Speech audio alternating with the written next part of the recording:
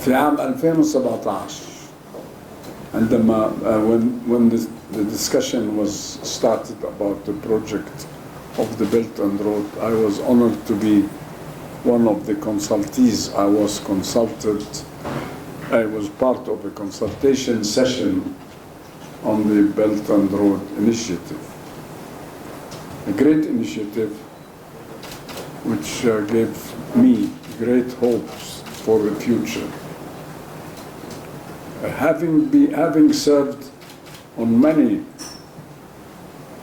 leadership positions at the United Nations and chaired many of the work groups and task forces of the UN, I had a feeling that we needed an actual project that demonstrates the wish of the population of the world to see better development. For example, I was in Beirut until yesterday. I came back yesterday, and I visited with the ambassador of Jordan to the UN. And he said, "You don't remember the first time you met me?" I said, "Excuse me, I'm an old man, and an old man is always excused for loss of memory." He said, when the UN started a task force for developing the Millennium Development Goals in the year 2000 and established hopes for development globally during the 15 years, from 2000 until 15. He said, at that meeting I was representing Jordan, and it so happened that you were the chairman of the meeting. I was. I said, I'm honored. Later on, we found out in 2015 that the Millennium Development Goals were not achieved. Humanity was not better than the year 2000. This is a frank report on this situation. In fact, 2000, we were better off than 2015. So again, I was asked to chair another meeting on what is called Sustainable Development Goals, SDGs. And we developed in the year, under my chairmanship, we developed what is known as the Sustainable Development Goals for the years from 2015 to 2030. I don't know, somebody decided that we take it in 15 years, 2000 to 2015 to 2030. All indicators today show that there is no development in any sustainable development goals, and that things are worse than what was in 2015 and 2000. So the process of goals of the United Nations community, which represents the whole world, have failed. And because of the feeling of failure, ideas were floated outside these goals. And the most important one was globalization. And every country was talking about globalization. Globalization is the solution. We live in a little village. The whole world is a village, and we are all tenants in this little village. So we need to feel that we are one group and one party, so we developed the globalization rules. And I feel very sorry. اللي هي العولمة بالعربي, it's called in Arabic. any country or any writer or any thinker or economist who talks about Awlami is living in the Stone Age. There is no Awlami, there is no globalization, full stop. And let me tell you just one proof of this. In August this year, which means 2-3 months ago. 2 months. 4? 2 months. 4? 2 months. 4 months. And I'm very bad at accounting, because I'm an accountant. I'm not good at accounting. So the U.S. Congress passed a law called Anti-Inflation Law. قانون محاربة التضخم. Wonderful. Nobody is against this. But if you read the law, its name should be, What was it? The other way around. the name of the law should be America First. Because it's all about the fact that we have reached a point, humanity, the world, reached a point where each country should look after its own interests and not interests of the group, which is globalization. This was an honest resolution because it demonstrated what is right. This is the feeling of the world community. There is no globalization. Every country is saying now, my country first, which means I am against everybody else, because everybody else has his own principle of my country first. So there is no world community, there is no globalization. As an old man, I had the chance to serve on many other organizations other than the United Nations. I was on the board of the World Trade Organization, WTO. And the WTO was about globalization and coordinated development in the world. In fact, WTO is the only organization in the world which has within it a court, like any court in justice. And any country who feels that the other country is exercising any action or laws against it which are unfair will complain to this court, and the court will hold hearings and pass judgments against any violation. So they were trying to say that we want a world of fair trade. Today, the World Trade Organization is a beautiful building, which I spent many years living in my capacity as a member of its board of experts. Because, very simple, state the fact, what we call sanctions, عقوبات, which are taken by any country against other countries, is 100% violation. You cannot undertake any sanctions. The rules of WTO are the judge in your economic and trade relations. And that includes, interestingly, the rules of intellectual property. Because the WTO passed a law of its own saying every member of the WTO, which means the whole world community, is bound by the rules of the Intellectual Property Organization, WIPO, which I also was on their board. And WIPO described, for example, that any innovation is an invention. And this was the result of a negotiation between all the countries, including the US. Accordingly, if the US invented this microphone,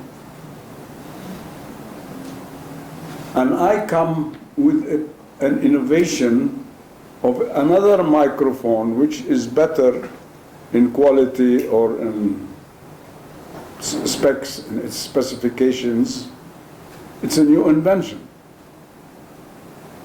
That is why we see that China is now the largest innovator of the world, because they are building on any existing product to make it better.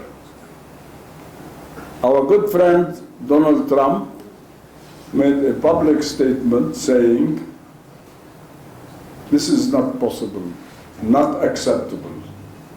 And he wants to sue China for tens of trillions, not millions, not billions, trillions, for stealing their intellectual property laws, inventions.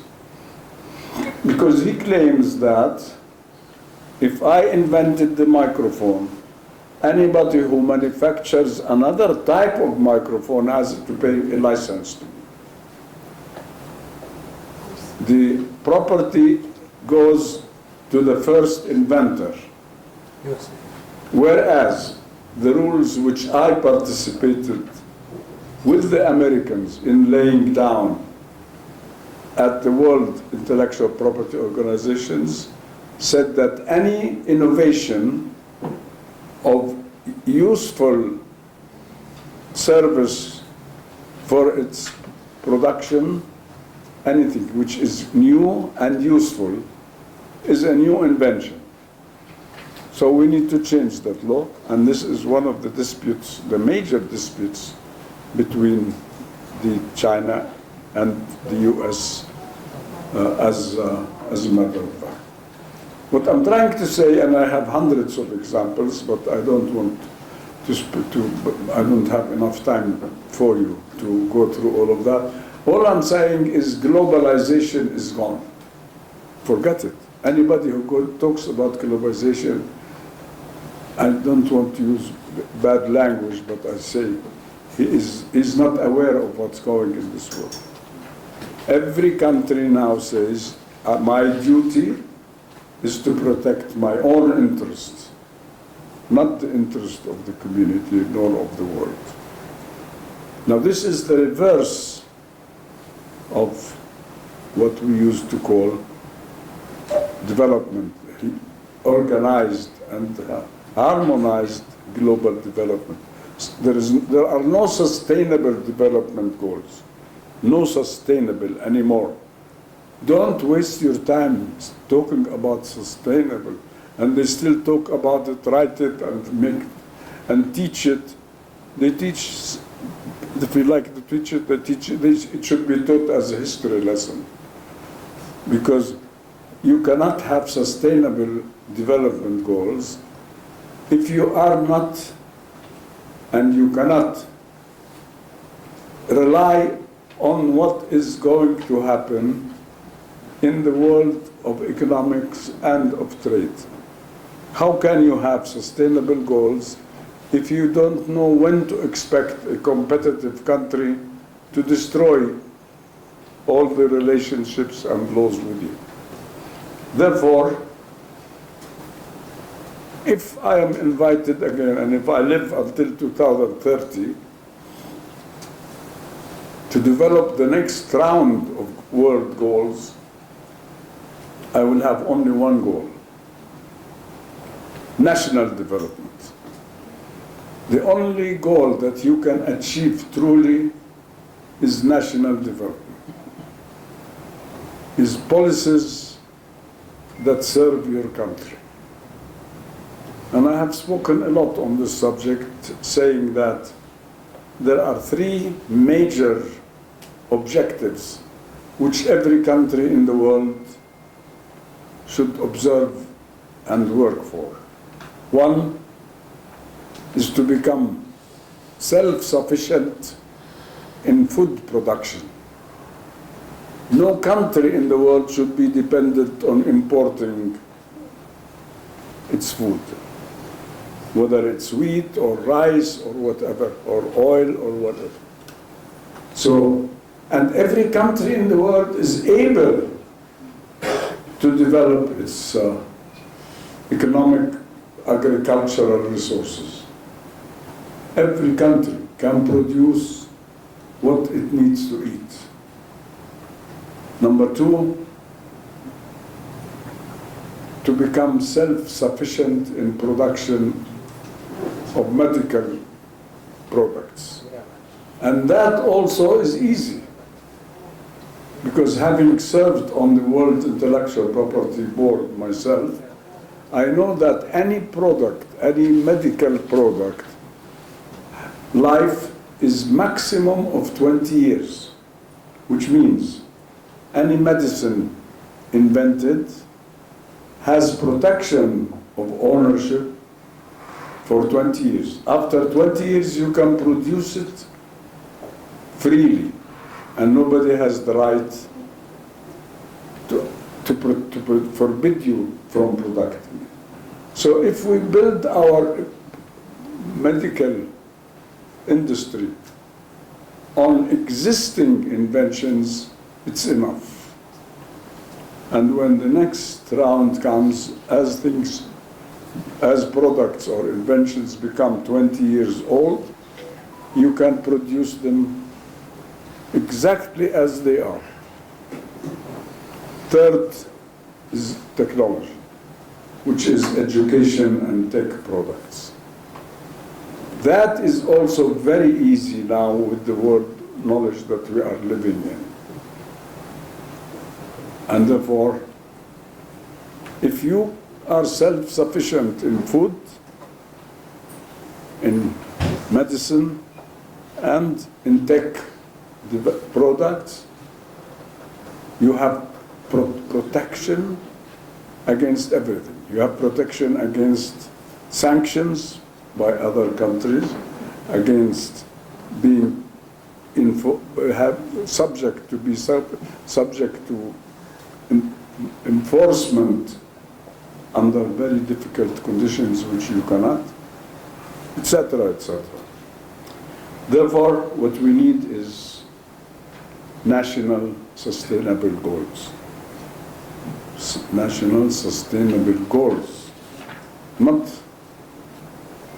sustainable development goals for humanity. I'm saying this to come to one conclusion.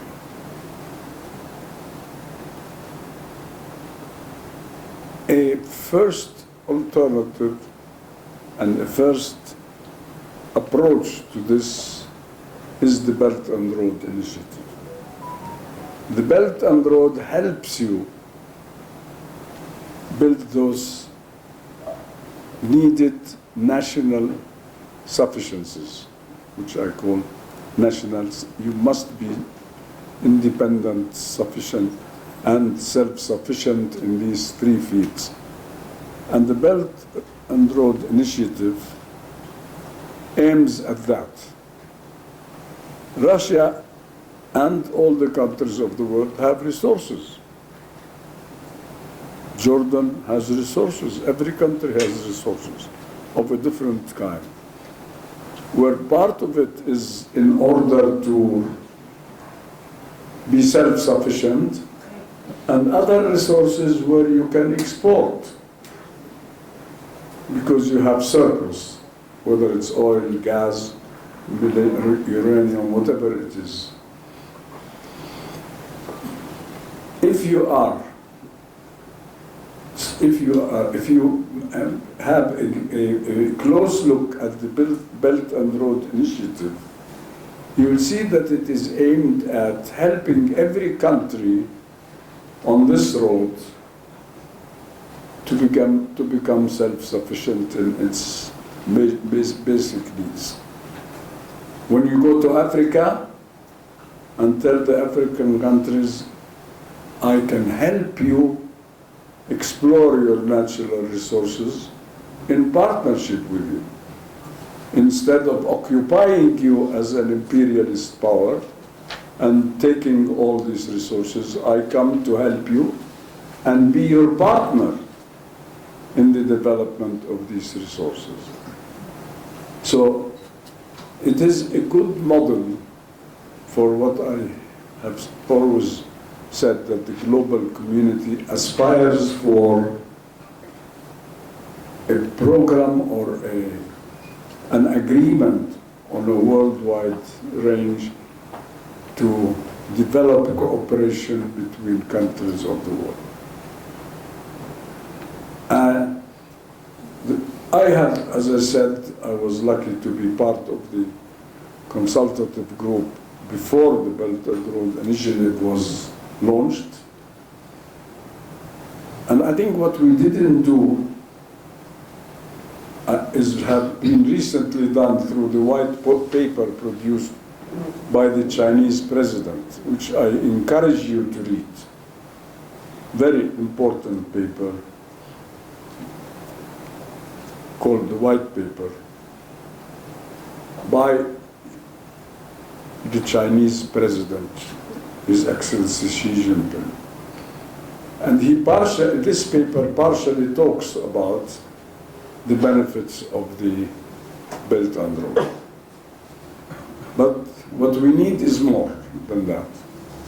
And I spoke to His Excellency, the Ambassador of China, before the meeting, that I would like to undertake a study, and I call on my colleagues at the Confucius Institute, UAE leadership,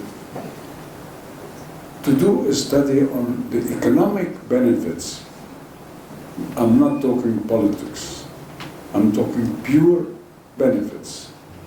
What are the economic benefits of the Belt and Road for the Arab region, which, as you heard, I am very honored to have been appreciated by the President of China for my contribution to the relationship between the Arab world, not just Jordan. Of course, I'm a Jordanian, Jordan is my priority, but I was working for the benefit of the Arab world. So I want a study on the Arab world, and I want I hope somebody from Talal Abu-Ghazaleh Global is taking notes, because I would like to do an individual study for every country. You have to tell the Lebanese what's in it for him. You have to tell the Egyptians what is in it for them. So to have a study per country of what are the economic and cultural advantages, which is the object of our partnership with China. What are the cultural and economic benefits if you are part of the Belt and Road Initiative? And we need it more in the non-Gulf countries.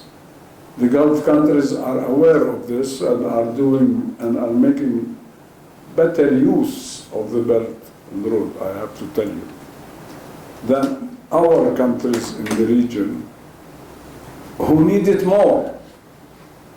Our countries in the Middle East, the Arab Middle East and North Africa need it more than the Gulf countries, who are given God-given gifts and they have prospering economies. So that means I would like to do a study, and nobody can, I don't need permission of anybody or any government. As a scholar, or maybe as thesis by students at universities, to do a study on in Egypt and in Jordan and in every Arab country, what are the benefits of joining this Belt and Road Initiative? That is important, and I'm a person who's always interested in the, as they say, the bottom line, the results. I don't want to talk and keep talking about how good and wonderful and nice to be a partner of a great country like China, which we are. But what's in it? What is the advantage and what are the benefits for every Arab country? And I want us to lead this project in Talal Abu-Ghazaleh worldwide, our global organization, to present studies which we either do through our consulting arm or through students who are looking for a subject for their thesis, for their programs, and how can we take benefit of this? Now, I would like to stop, but before I stop, permit me to say one word about what's going on now in the region. I want to congratulate you all on the success of our people in Gaza. Don't talk to me about the suffering. Don't talk to me about the destruction. Algeria takes pride that it is the country of 1 million martyrs. They are proud that they offered 1 million Algerians for their liberation. They are proud of it. So we should be, the Palestinians as well. Don't talk to me about destruction. Germany was destroyed in the Second World War. In 5 years after that, it became a super economic power. What should not be destroyed is our will to win. They can destroy our homes, they can destroy our lives, but they cannot destroy our confidence in our future. And that's why, on our own, Talal Abu-Ghazaleh Global is launching tomorrow, and I'm meeting tomorrow with the UNRWA, the United Nations Refugees Association, to announce offering free education, 100% free education for any Palestinian under occupation or in the camps to get high university degrees in fields of the future. I'm not going to teach, I don't want them to study biology and psychology and plant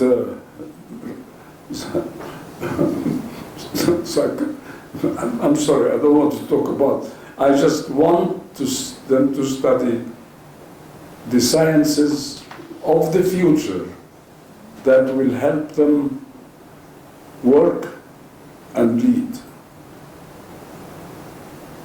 Throughout my life, since I graduated myself, and by the way, I graduated by a scholarship from UNRWA, because I was the top student as a refugee in Lebanon. They had one scholarship for the top student with the top results. And I had to be that, and I was lucky that I was forced to be the top student. So I learned the value of education. And the first program I did after I graduated as a young graduate was to establish at the American University of Beirut, from which I graduated, the first graduate school of business in the Arab world. the entire Arab world did not have a graduate school, MBA, Master of Business, Administration. anywhere, Jordan, Egypt, Lebanon, whatever you want. I started the first school. And I realized how important was that when the major Israeli newspaper wrote an article that opened my eyes. And it said, now we should start worrying about the Palestinians because they are looking at education and not only about arms. So education is our weapon in the Palestinian world. We are winners, and nobody can deprive us from the right of learning in a digital period, because all the 1 million donations I am offering are digital. You have to be a digital citizen, and I want you to become a digital citizen, and then I provide you with the opportunity to become a graduate in higher studies as a Palestinian. This is what is important. It's not important how many people die. But we in Palestine, I'm a Jordanian, very proud Jordanian. But I know that Palestinians, and I was born a Palestinian, and I was honored to become a Jordanian, and I'm proud of both. Palestinians can win by education. Doesn't mean that we stop fighting for our rights. But if you fight and you're ignorant, you are a loser. Fight and be superior in your education. Our cultural excellence will keep us as a nation on top of the world. Thank you very much.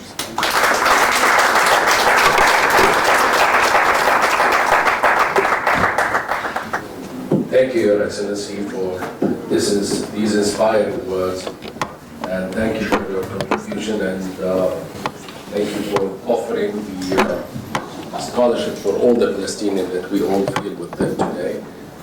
And now I would like to welcome Mr. Samer Khair Ahmed to make his presentation about the economic effect of the Belt and Road Initiative on the Arab region. Good evening. مساء الخير. Ni hao. I'm pleased to be with you today, and I extend my thanks to His Excellency Dr. Talal Abu-Ghazaleh and Confucius Institute for inviting me to participate, and to His Excellency the Ambassador of Brazil, and also His Excellency the Ambassador of China, and our guest, Dr. Yang Song, and to all ladies and gentlemen. I hope it will be a light presentation after the interesting speech of Dr. Talal Abu-Ghazaleh.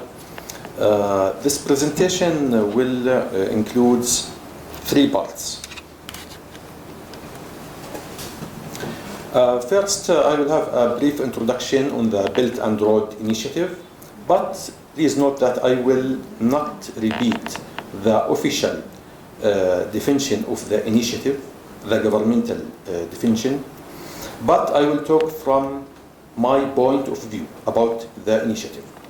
Then we will have an explanation of the impact of the Belt and Road Initiative on Arab region, which is our main subject today. And finally, some examples of Chinese investments in Arab countries within the Belt and Road Initiative. So allow me to start in practical terms about the initiative. I can explain it as follows.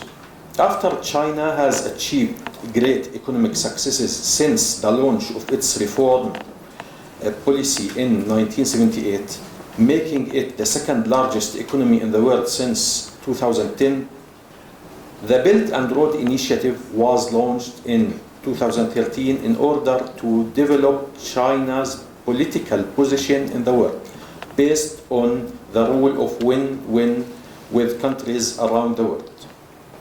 This means for sure that the initiative can provide a development benefit to all countries participating in it. For sure, including all countries and China. The Belt and Road Initiative aims to increase trade volume in two ways. First, reducing its cost, and then reducing transportation time. That's why its main investments focus on infrastructure projects.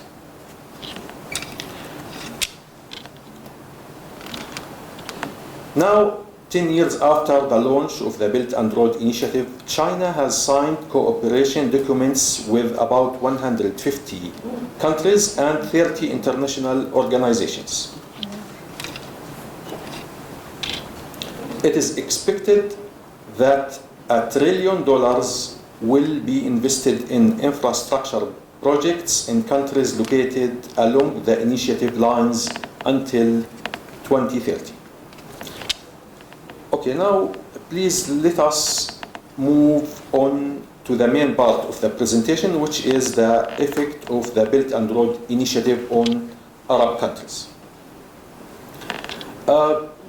Again, let me talk from my point of view. The Belt and Road Initiative is flexible. I think it's a flexible initiative, and this is similar to the Chinese policy approach to development since 1978.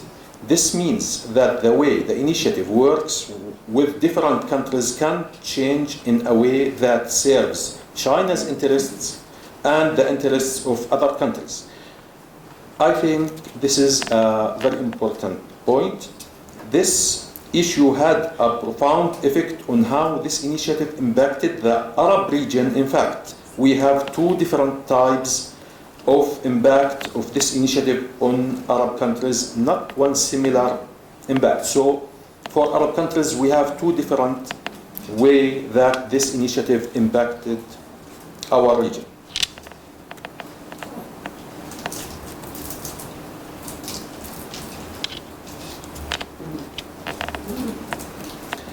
The way the initiative works with the rich oil countries is different from that with the non-oil Arab countries. So these are the two different effects. One for the rich Arab countries, especially in the Arabian Gulf region, and the other for the rest of the Arab countries.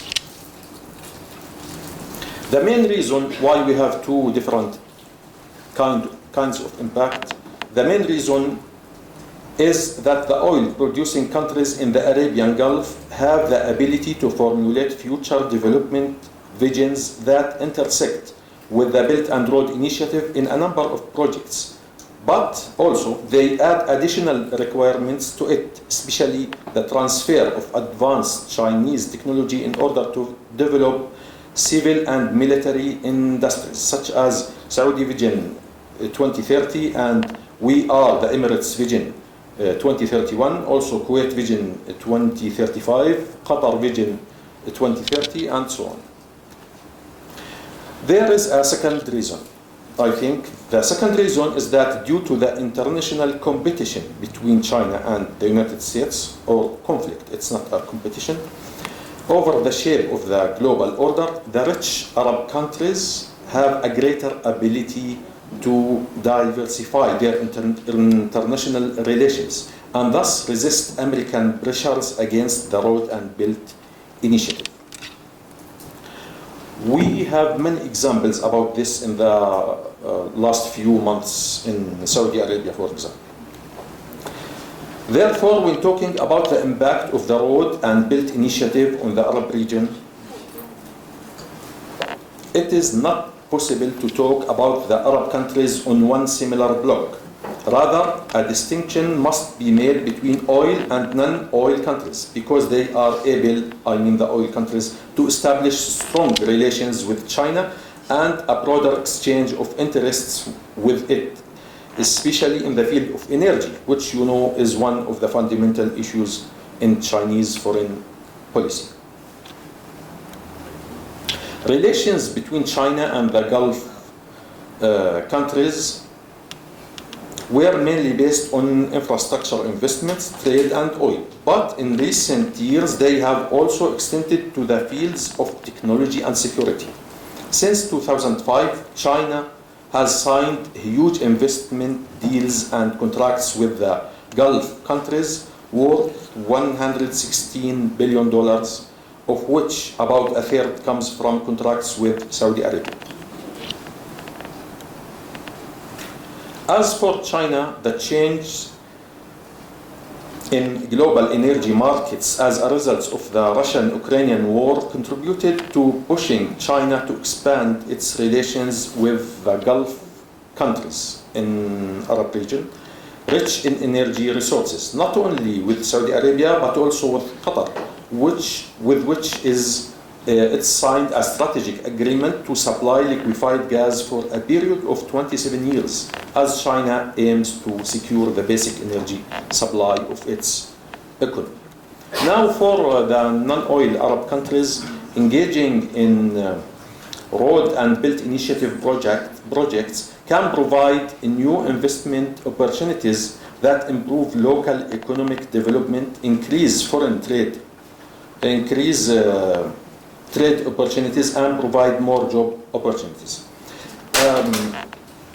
I would like to add that China has many investments in Arab countries. Chinese investments in Arab countries amounted to about $214 billion from 2005 till 2021, making it the largest foreign investor in the Arab world. We saw that 116 of it is with the Gulf countries.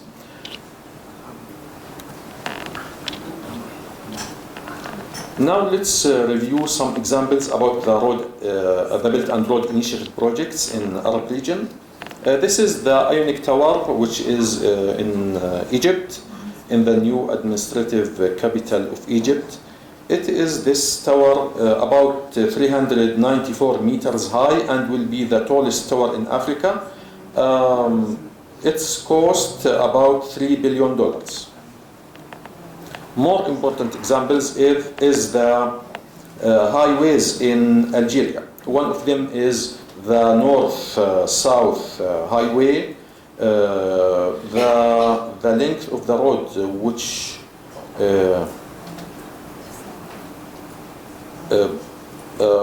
I think the total length of the road is about 3,000 something kilometers, but China road was for 53 kilometers. And also there is the east-west highway in Algeria, which has a length of 1,219 kilometers and the largest infrastructure project in Algeria as a total cost of $13 billion. In Dubai, there is a Hasyan complex for energy production using clean technology, aims to produce 2,400 megawatts of electricity as part of the Dubai Clean Energy Strategy 2015. The total cost of this project is $3.4 billion. This is the Suez Canal Economic Zone in Egypt. Chinese investment in it is the most important. The total number of Chinese companies in this area is 136 companies with investments of $2.4 billion in the industrial, service and commercial sectors, which offer a total of about 50,000 job opportunities. Of course, the most important of it is the Chinese Jewish fiberglass company, which helped Egypt to become one of the largest producer and exporters of fiberglass in the world over the past years. This project in Oman, China's investment in the expansion of the Dugum refinery in Oman, one of the largest oil refineries in the Middle East, amounted to $10 billion. This is the Chinese investment, $10 billion, raising the value of the total investment in it to $18 billion, with the aim of increasing its production from 15 million tons currently to 25 million tons in 2030. Thank you so much. That's all I have. Thank you, Mr. Samer, for this informative presentation and for the numbers that you have provided us. And actually, we need to know more about other countries. And this shows that the Belt and Road Initiative really affected the countries that lie between the Road and Belt Initiative. And as you know, the Road and Belt Initiative is the new Silk Road. In the past, the trade road between China and Europe used to be the Silk Road, and now they have expanded the Road and Belt, or the Belt and Road Initiative, to have more and more countries that include Africa, Asia, and some Arab, most of them are Arab countries. And now I would like to welcome Dr. Yang Song, from the president of Shenyang Normal University, to deliver a speech and to have a presentation about the Belt and Road Initiative from the Chinese point of view. 是全屏吧？是全屏吗？ It is okay. Okay. Dear Dr. Talal Abu-Ghazaleh, the Mr. Simon Hayar Ahmad, and Mr. Luai Abu-Ghazaleh, yes, and ladies and gentlemen, thank you very much for your warm welcome. My name is Yang Song from Shenyang University, Shenyang Normal University, and it's a pleasure to have you here today. I'm going to talk about the general features of foreign investment regulations in China. We are looking forward to you to visit China, to invest to China. Yes. Okay. Here. In 2013, a cooperative initiative was proposed by President Xi Jinping to build the new Silk Road economic belt under the 21st Century Maritime Silk Road. This year marks the 10th anniversary of the Belt and Road Initiative. Over the past decade, the Belt and Road has become an important platform for China-Arab cooperation. China and the Arab states have made steady progress in practical cooperation and deepened their strategic partnership. The Belt and Road Initiative has become the largest international cooperation platform.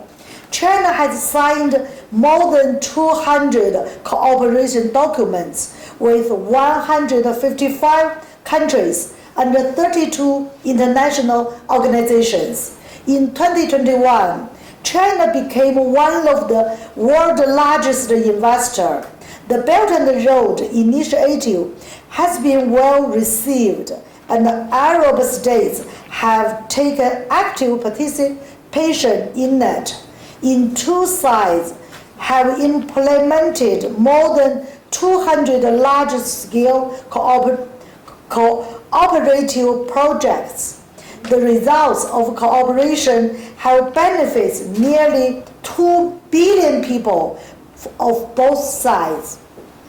Since the 20th National Congress of Communist Party of China, China has implemented a more proactive opening up strategy and jointly addressed new issues and challenges in the process of global economic development. In 2022, the first China-Arab States Summit was held in Saudi Arabia, and the Riyadh Declaration of the first China-Arab States Summit was issued, announcing that both sides agreed to fully build a China-Arab community with a shared future for the new era. In recent years, China and the Arab states have worked together, and the economic and the trade cooperation has developed in all around the way, which has achieved remarkable results. Arab states' investments in China market has been extremely active. Here are some typical cases. Saudi Aramco invested in Eastern Shenhong and Rongsheng Petrochemical. CYVN, owned by the Abu Dhabi government of the United Arab Emirates, has invested in Neo Motors, Saudi Arabia's largest private enterprise in China, Ajlan Brothers Holdings Group. Qatar and Qatar investment authorities subscribed for shares in industry and the Commercial Bank of China. Today, I would like to share with you from 4 aspects. The first, number one, development of foreign investment legal system in China. The second is the main contents of the framework of foreign investment legal system. The number three, the main functions of foreign investment legal system. And the last one, legal procedures and practices for foreign investment. Firstly, I will talk about the development of foreign investment legal system in China. You know, there are 4 stages of development of foreign investment legal system in China. Number one, the first stage, from the reform and opening up in 1978 to China's accession to the WTO in 2001. Second, from accession to the WTO in 2001 to proposing the Belt and Road Initiative in 2013. From China proposing the Belt and Road Initiative in 2013 to the enactment of foreign investment law, in short words we call this FAL, in 2019. From the enactment of FAL in 2019 to this day. Second, I will share with you for the main contents of the framework of foreign investment legal system. You know, in the era of globalization, the link between the compliance management and the foreign investment protections is a very important part of promoting economic development and a necessary part of addressing social stability, and China is no exception. The 1982 Constitution stipulated in the form of national fundamental law that the state allows foreign investors to invest in China for the first time. The Civil Code stipulates the legal principles that the civil subjects should adhere to when engaging in civil and commercial activities, determined the rights and obligations of all parts, and their corresponding civil liability in case of violations. The Civil Code also stipulates the composition, establishment, operation, change, and dissolution of companies, as well as the formation of contracts, transportation, and inspection of goods, and intellectual property protection, which are closely related to creating a stable, fair, and orderly business environment. These provisions also applied to foreign investment. The Foreign Investment Law, FILE, in short words is FILE, is Chinese basic law to protect and promote the foreign investment in China. It reflects China's basic national policy of opening up to the foreign countries and implements the policy of high-level investment, liberalization, and facilitation. It makes comprehensive provisions on foreign investment from the aspect of investment promotion, investment protection, investment management, and related legal responsibilities. The law determines the very important principle we call pre-establishment national treatment plus negative list system. It's very in advance.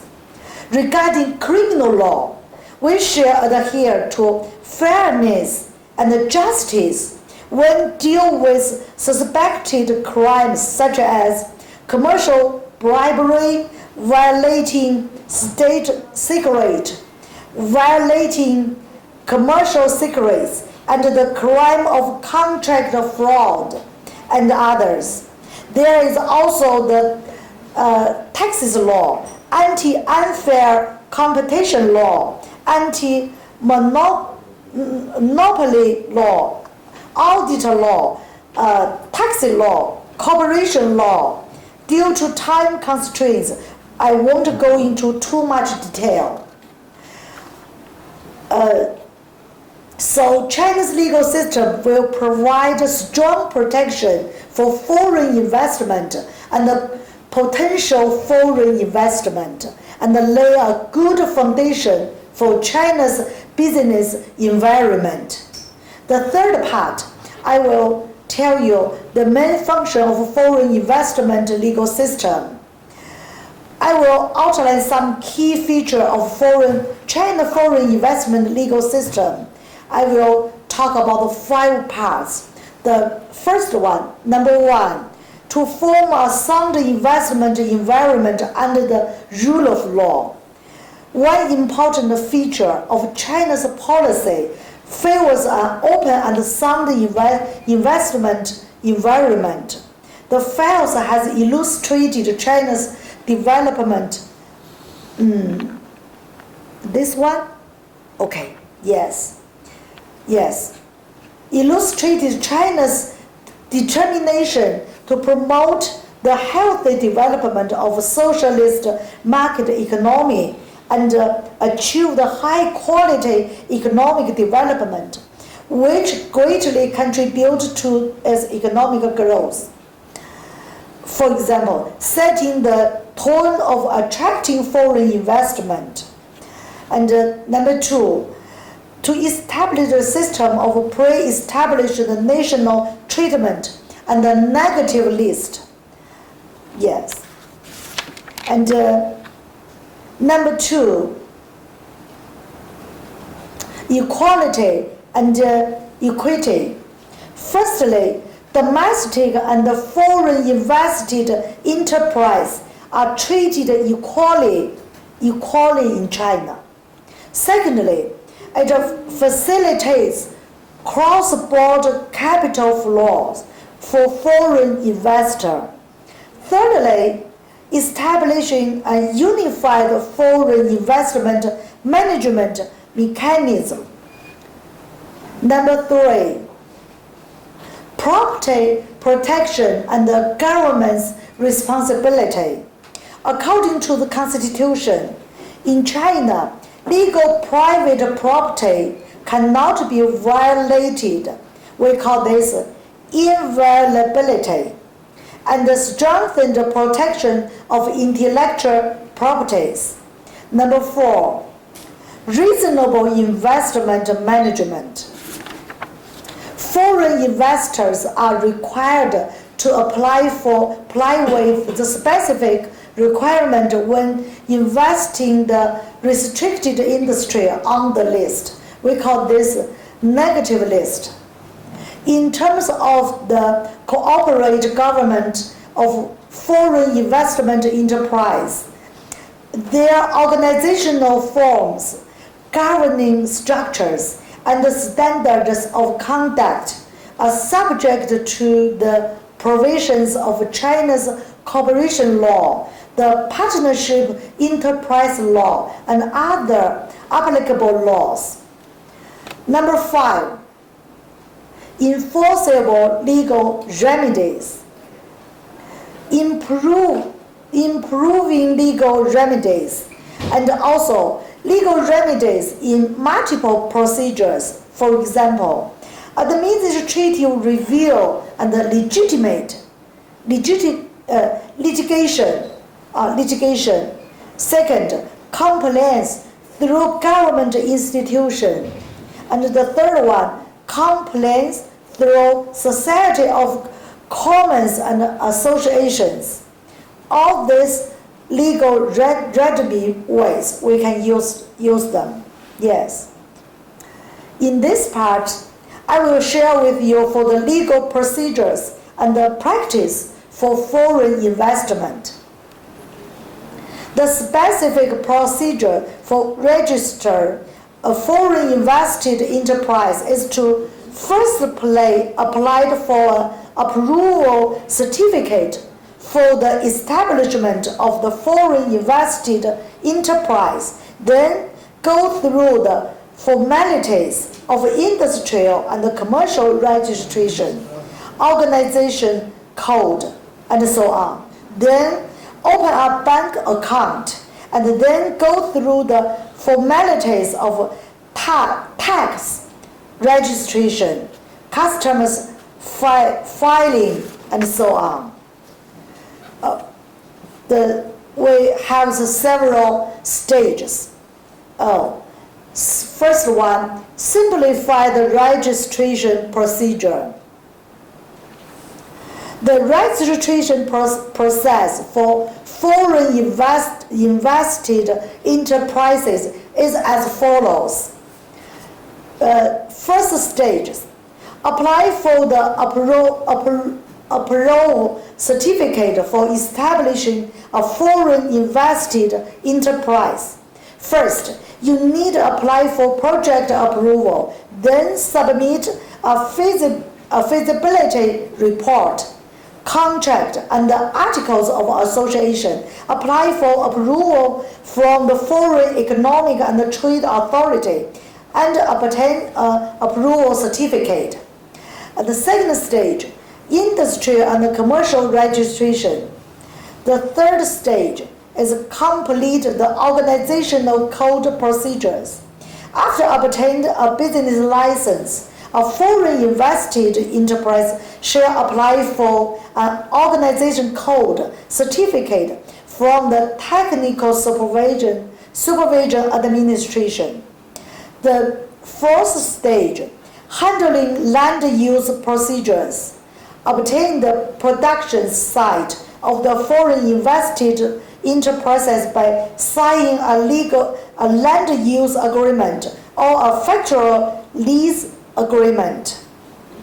The number 5 stage, handling foreign exchange registrator procedures. Foreign invested enterprises shall complete foreign exchange registration procedure within 30 days from the date of issuance of their business or license with the local foreign exchange administration. Number 6, opening a bank account. You can then open foreign exchange and renminbi accounts to facilitate current settlements. Number 7, tax registration. Foreign invested enterprises shall apply for tax registration within competent tax authority within 30 days from the date of obtaining their business license. Number 8 stage, customs filing procedures. Foreign investment enterprises needs to submit the following materials for custom declaration and registration, such as an approval certificate, the business license, enterprise contracts, and the articles of the association, enterprise capital verifications report, and so on. Number 2, types of registered foreign enterprise or corporate legal person. Yes. Number 2, this one, yes. The newly registered foreign enterprises may be found in different ways, like wholly foreign-owned company, foreign invested companies, foreign invested corporation limited, Sino-foreign joint venture company, Sino-foreign cooperative company. Yes. And the third one, diversified tax incentive. This is very important. What are the main taxes paid by foreign invested enterprise? This include productions and operation income from industries such as industry, transportation, agriculture, commerce, and services, as well as other non-operating income, mainly investment income from China, including business tax, corporation income tax, and value-added tax. The range of taxation varies depending on the type of tax reductions policies, or the income situation of the enterprise, place of registration, for example, in the north part of China or in the south part of China, and the industry engaged in, for example, the income tax of foreign invested enterprises should be calculated based on the taxable income. The new income tax law stipulates a statutory tax rate of 25%, which is the same for both domestic and foreign invested enterprises.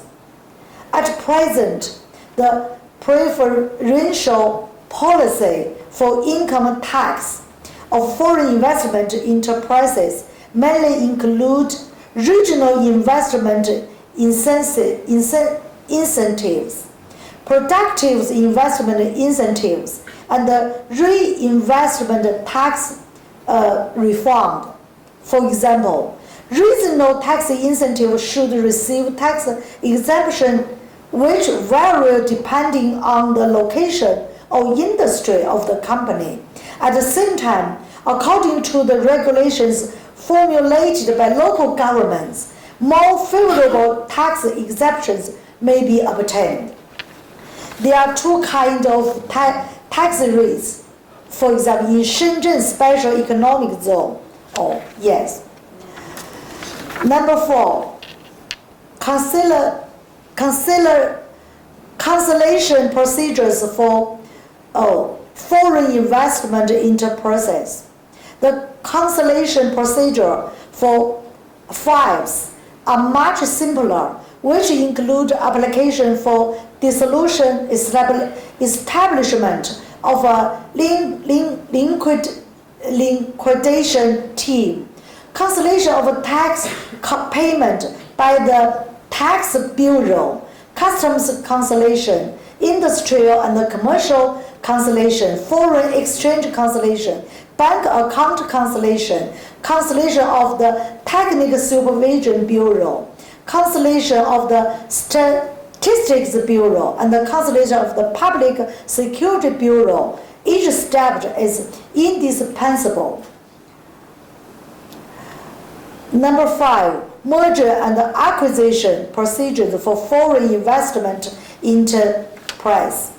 Yes, there has several steps.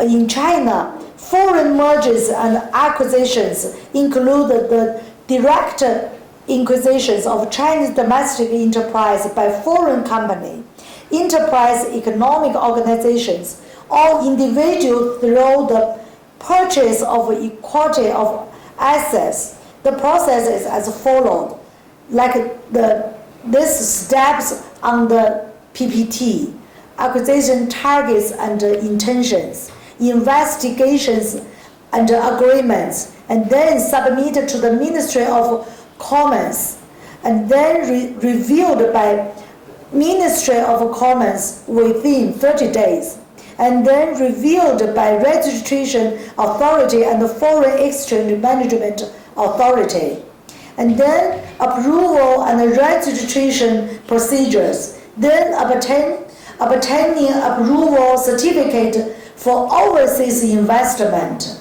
and then applying for enterprise business license and a foreign exchange registration certificate, and then apply to tax authorities, and then completed.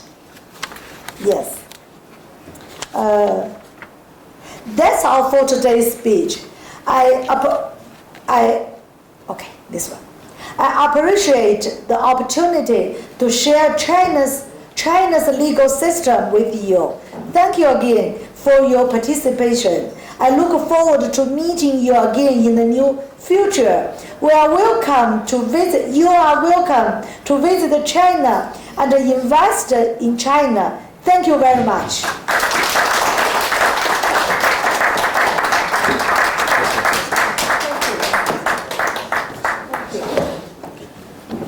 Thank you.